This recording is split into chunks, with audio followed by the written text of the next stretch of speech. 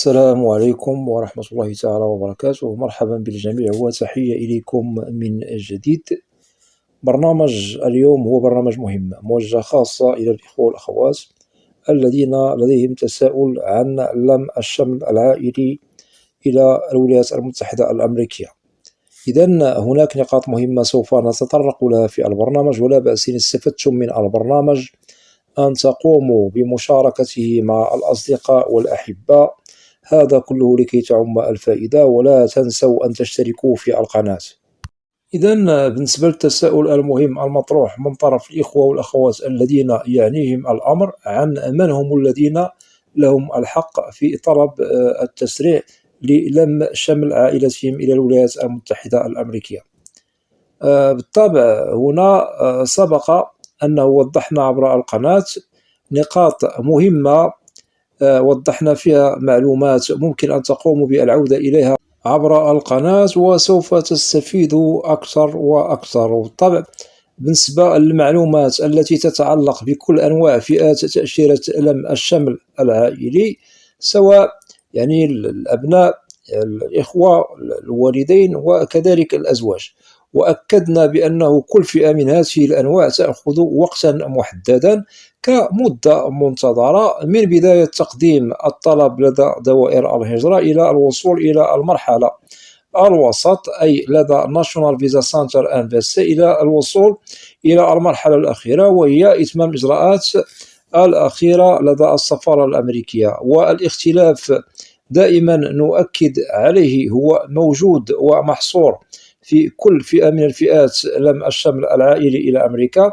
في المدة المنتظرة، وعليكم أن تعرفوا ما لكم وما عليكم من ضوابط للأوراق في حالة قدمتم طلب لم الشمل العائلي، لكي تكونوا على بينة من أمركم من النوع والفئة التي قدمتم بها يعني طلبكم إلى دوائر الهجرة بالولايات المتحدة الأمريكية.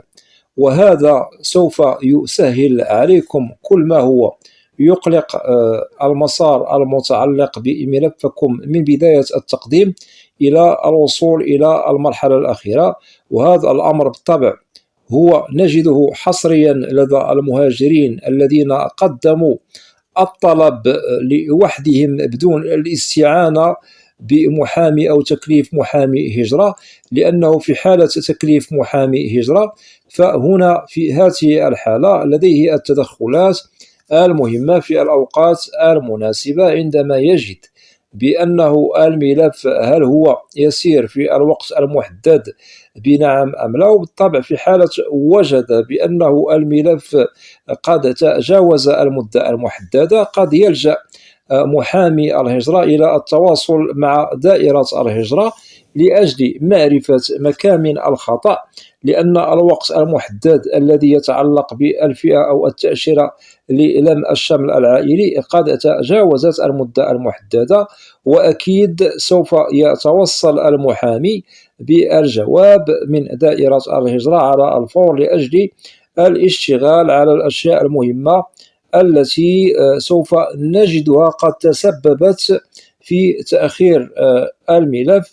وهذا سوف يخول بالطبع للمحامي للاشتغال على الأشياء يعني المهمة التي أخرت الملف وتسببت في تعطيله لأجل تسريع إجراءاته على الفور.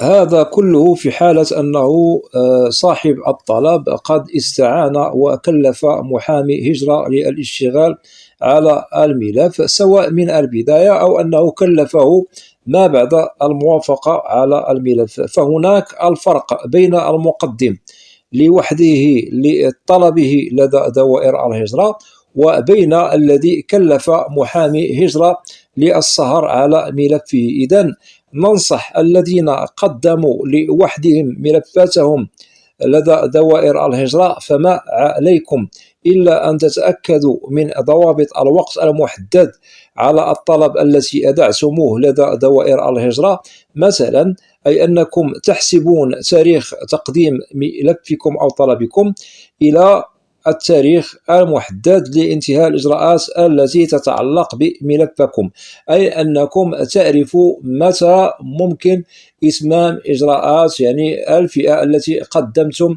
بها طلبكم لدى دوائر الهجرة. لأنه في حالة لديكم هذه الرؤية الثاقبة عن مجريات ملفكم من البداية إلى النهاية، فسوف تسهل عليكم أو يسهل عليكم الاشتغال على مستقبل مسار ملفكم بأريحية بدون خلط للأوراق. وسوف نوضح لكم مثلا زوج مقدم لزوجته على لم الشمل، وهو يعرف بأنه المدة المحددة للم شمل زوجته قد تجاوزت المدة المحددة أي المدة المنتظرة. هنا ممكن أنه يشتغل على إجراء استباقي مهم، وهو إرسال أو مراسلة دائرة الهجرة لأجل تسريع الإجراءات. هنا في حالة أنه الملف ليس به مشاكل قد تسببت في تأخير الإجراءات، وبالطبع هنا دائرة الهجرة سوف تأخذ تفاصيل الاستفسار من طرف المقدم للطلب، أي الشخص الذي هو مقدم لزوجته، وسوف تأخذ الاستفسار بعين الاعتبار على الفور، وسوف يوضح له عبر الإجابة بالتدقيق عن سبب تأخر الإجراءات. وهنا سوف يقوم المعني بالطلب بإصلاح ما يمكن إصلاحه أو تدبيره في ملفه، وهذا كله لأجل تسريع الخطوات التي تجاوزت المدة المحددة والمعمول بها من طرف قانون الهجرة الأمريكي، والذي يتعلق بلم شمل الأزواج إلى الولايات المتحدة. وإن شاء الله ممكن للإجراءات أنها سوف يتم فيها تسريع عندما تتضح مكامن الخطأ، هل هي تشمل الملف بعينه أم أن هناك مسببات خارجة عن إطار الوقت المحدد لدى دوائر الهجرة. ولكي نؤكد بأنه الوقت المحدد يجب أن نجد كل من هو مقدم لطلبه أن يكون على بينة من أمره في هذا الشأن، أي يعرف نوع الفيزا التي هو مقدم عليها للم شمل أهله، وكذلك يكون يعني متأكد من الوقت المحدد والمنتظر بالضبط. وهذا كله لكي يجد صاحب الطلب السبيل في الاشتغال على مسار ملفه بسلام وبدون حيرة وبدون قلق.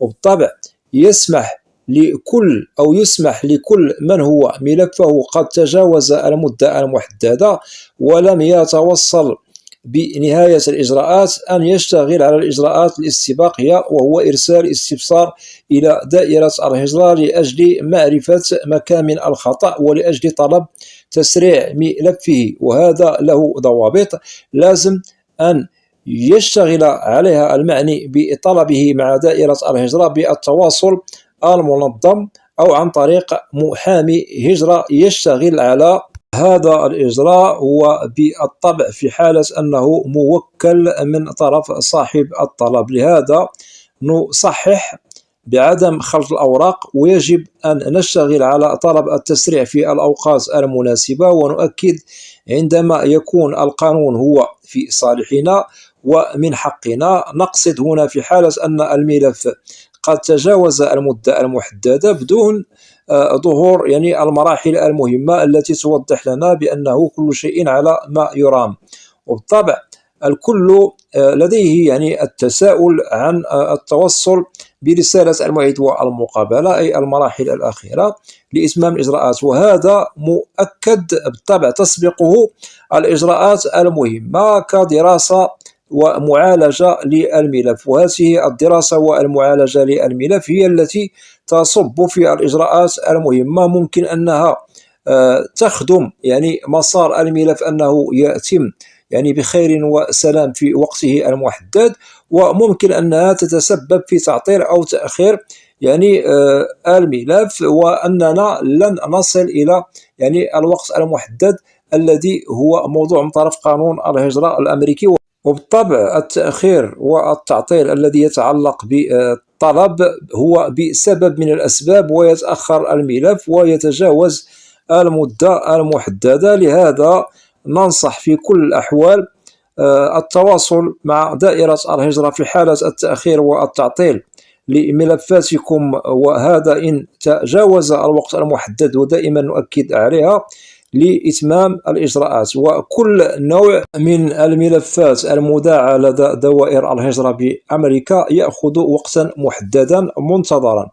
أما في حالة الإجراءات التي تتعلق بملفكم هنا انتبهوا، ولا زال في بدايته أي عند التقديم وهو جديد، فيجب عليكم الانتظار، لأنه الطلب يمر بمراحل لازم احترامها. من البداية ممكن الموافقة، ممكن الرفض، إلى أن نصل إلى المرحلة الوسط لدى National Visa Center، إلى أن نصل إلى المرحلة الفاصلة والحاسمة، وهي المرحلة الأخيرة لدى السفارة الأمريكية. ننصح في هذه الحالة إلى أن يأتي الدور عليكم في المدة المحددة لطلبكم لإتمام الإجراءات. أتمنى أن تكون هذه النقاط واضحة. بالنسبة للإخوة والأخوات الذين لا زالوا في بداية تقديمهم للطلب، فلازم أن تنتظروا المدة المحددة. وفي حالة أنكم وجدتم أن الملف قد تجاوز المدة، هنا مخول لكم لأجل أن تتواصلوا مع دوائر الهجرة لأجل معرفة مكامن الخطأ. أتمنى أن تفرقوا ما بين الملف الذي هو لا زال جديدا لتقديمه لدى دوائر الهجرة، والملف الذي هو مقدم منذ سنوات. إذن لازم أن نفرق ما بين الحالتين. إذن هنا للخلاصة، كل من هم مقدمون سابقا والذين ملفاتهم قد تجاوزت المدة المحددة لدى دوائر الهجرة، وبالطبع هناك مدة منتظرة لإتمام الإجراءات، فهؤلاء هم الذين يخول لهم قانون الهجرة الأمريكي القيام بالإجراء الاستباقي لأجل التواصل مع دوائر الهجرة لطلب التسريع.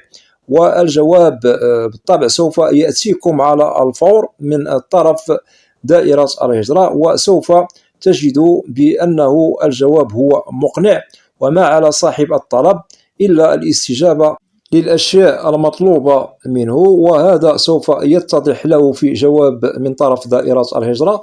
هذا كله لإتمام إجراءاته في أحسن الظروف والأحوال، وهذا سوف يخدم صاحب الطلب أي المعني بالأمر، أي الذي هو مقدم طلبه وقد تأخرت الإجراءات، وسوف يجد بأن التسريع قد بدأ يشتغل عليه من طرف دائرة أو دوائر الهجرة بالولايات المتحدة الأمريكية.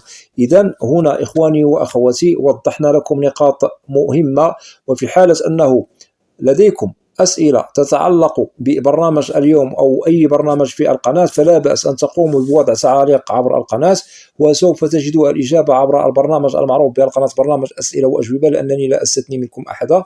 وأتمنى من الإخوة والأخوات الذين لا زالوا لم يشتركوا في القناة، أدعوكم للاشتراك في القناة وتفعيل زر الجرس ليصل إليكم كل جديد. ولا تنسوا أن تدعمونا دائما بلايك لكي نصل إلى أكبر نسبة من المشاهدة. وبالنسبة للقناة محتواها كامل وشامل عن الهجرة والمهاجر إلى الولايات المتحدة الأمريكية بشكل عام وكتعريف.